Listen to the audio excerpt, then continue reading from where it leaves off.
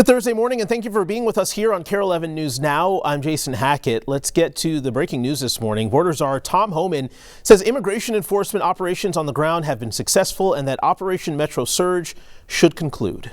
And success that has been made arresting public safety threats and other priorities since this surge operation began, as well as the unprecedented levels of coordination we have obtained from state officials and local law enforcement. I have proposed, and President Trump has concurred, that this surge operation conclude. A significant drawdown has already been underway this week and will continue to the next week. We have a lot of work to do across this country to remove public safety risk who shouldn't even be in this country, and to deliver on President Trump's promise for strong border security and mass deportation. Law enforcement officers drawn down from this surge operation will either return to their duty stations or be assigned elsewhere to achieve just that. Homan says a small footprint of agents will remain to help wind down the mission, and that it helped greatly that the state coordinated with the feds to target criminals in the country illegally and take them into custody. And new this morning, Governor Walz reacting to the end of Operation Metro Surge. We've been through challenges. We've been through natural disasters. We've been through COVID. But this is something that I don't think any state has ever experienced. And through that entire time, the dignity, the compassion, the love, the care, and the absolute determination to do what was right never wavered amongst Minnesotans. Whether it was standing in minus 40 degrees temperatures or it was delivering food to a family that simply wanted to feed their children. Minnesotans never wavered. We're also live from the Capitol Hill this morning for a hearing on how Minnesota officials are cooperating with ICE agents. It just got underway at 9 o'clock. Several local leaders are expected to testify, including House Majority Whip Tom Emmer and Attorney General Keith Ellison. Audrey Russo is in the newsroom with a breakdown of what we can expect. Good morning. Yeah, we're expecting House Majority Whip Tom Emmer to accuse top Democratic leadership in Minnesota of not cooperating with federal ICE officials, blaming them for the unrest during Operation Metro Surge. Now, at that same hearing, we'll likely get a rebuttal from Minnesota's Attorney General Keith Ellison and from the head of corrections, both of whom have been outspoken on how ICE is operating in the Twin Cities. And this is a big week for Homeland Security, as it risks running out of funding tomorrow, leading to a shutdown of the agency on the 14th. Now, Democrats demand a universal code of conduct for ICE agents and tighter rules around warrants before signing off on any DHS funding bill. They'd also like to see ICE agents not wear masks during their operations. Now, if DHS shuts down, ICE operations would continue, at least for a little while, using funding from last year's Big Beautiful Bill. Now, the shutdown would impact other agencies under Homeland Security, including TSA, FEMA, and certain cybersecurity programs. Back to you. Audrey, thank you very much. Exclusive new poll numbers from KARE 11, NBC News, and the Minnesota Star Tribune show most Minnesotans disagree with President Trump's border policies. 31% say they strongly approve, 10% somewhat approve, 6% somewhat disapprove, and 53% strongly disapprove. Meanwhile, public opinion on local leaders is split here. Respondents were about 50-50 on Governor Walz, who is not running for re-election. U.S. Senator Amy Klobuchar, who is running for governor in his place on the Democratic side, has a better approval rating, around 54%. Meanwhile, Minneapolis Mayor Jacob Frey, his approval is slightly over 50%, with 25% strongly approving and 26% somewhat approving. Right now, law enforcement combing through more than 4,000 tips on the potential abduction of Nancy Guthrie. Arizona police now expanding the search for her. Alice Barr is in Washington with the latest. Hi there. 12 days into the Nancy Guthrie investigation and a week since the last press briefing in the case, investigators are sifting through a mountain of tips and following some new leads that could prove critical. Investigators tracking new leads this morning in the disappearance of Nancy Guthrie, with our Tucson affiliate KVOA reporting that authorities found a pair of black gloves as they expand their search and have sent them in for DNA analysis.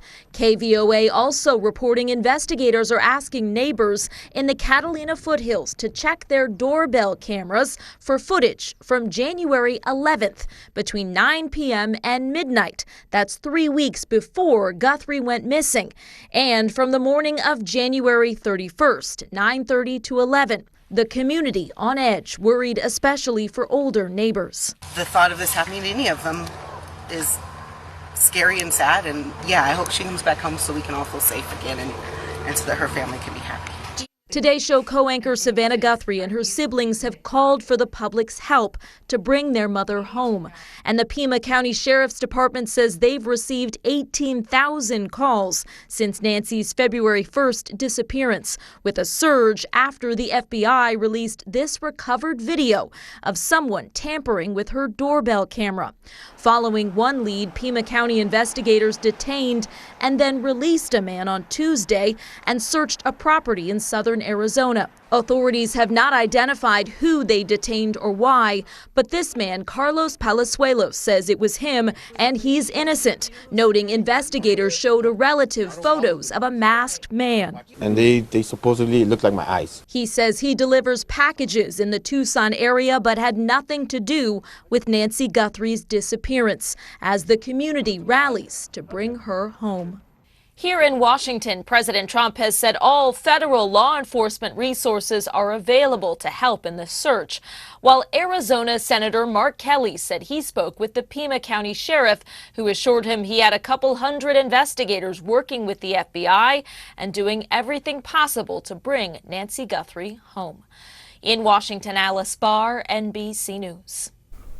This morning, new details into a man accused of stabbing his wife to death in St. Cloud over the weekend. 23-year-old Dylan Tobler is now in jail, charged with murder for allegedly killing his wife, 22-year-old Haley Tobler. These charges come less than 2 weeks after Dylan pled guilty to a misdemeanor for choking Haley. That choking incident took place over the summer when Haley also told police her husband was making suicidal threats, having delusions, and also has a history of aggressive behavior. Charles Hempeck leads Anna Marie's Alliance in St. Cloud, an organization that's been around for nearly 50 years with a stated vision of a world free of relationship abuse. If you suspect someone you know may be in a relationship that's not healthy or abusive, I would say be willing to talk to them about it. Even if you're mistaken and they're not, it's better to be wrong in that way than wish later on you would have said something earlier if something happens. Violence Free Minnesota oversees more than 90 programs across the state working to end relationship abuse. They say at least 31 Minnesotans were killed in 2025 because of intimate partner violence, though that number could be higher because of inequities in reporting. The victim in this case is the daughter of a former St. Cloud City Council member who is running for Minnesota governor but has since suspended his campaign. Developing this morning, a person is dead and several others are seriously injured after a bus carrying a college baseball team crashed in northern Iowa. That crash happened around 11 yesterday morning, about 100 miles northwest of Des Moines. Officials say the bus with the Iowa Lakes Community College baseball team was on the way to a game in Arkansas when it went off the road and flipped into a ditch. Iowa State troopers say the bus was the only vehicle involved here. They say 33 people were on board the bus, officials declaring it a mass casualty incident. Everybody on board had some sort of injury, but anywhere from minor to serious injuries. We had life flight helicopters that came to the scene and ambulances from several other hospitals in the area, and those who were injured were taken to the hospital.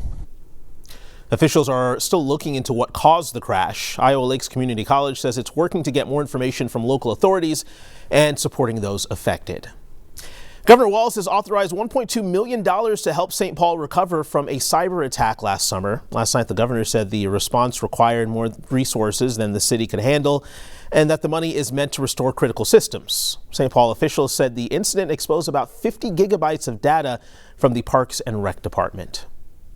Just in this morning, Jessie Diggins sliding into a bronze medal in the women's cross-country skiing 10K. Diggins battling through the pain of a bruised rib that she suffered earlier this week.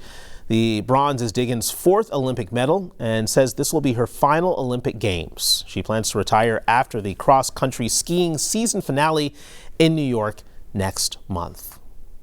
Well, if there's one event to watch at the Olympics, figure skating might be it. The United States has about the strongest group of skaters ever to compete at the Olympics, with the top skaters in the men's and women's fields as well as ice dancing. Alicia has a closer look. On the cold ice at the 2026 Winter Olympics in Italy, U.S. figure skaters are heating up the competition. I think skating is becoming more dominant in the United States because of our athletes from around the country.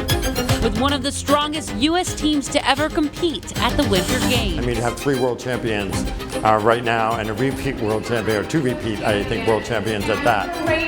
World champion. Ilya Malin is the #1 ranked male skater. Like, we're all just a team of athletes who represent Team USA, and it's just such an honor to be one of those amazing athletes. Alyssa Liu is the #1 ranked female. I put so much work into them, like costumes, choreography, and like just vibe of it. And I'm just really excited to display my art. Ice dancers Madison Chalk and Evan Bates are 3-time world champs and ranked #1. Absolutely. We have some incredibly talented athletes, the best in the business for sure. Skating alongside powerful teammates. Amount of sheer talent and hard work that this next Olympic team is going to have, no matter who is on it, I know that it is going to be a great and very successful and medal-filled event. That in Milan is making figure skating the sport to watch at the 2026 Winter Olympics. Make sure you stick with us. More news and weather coming up after the break.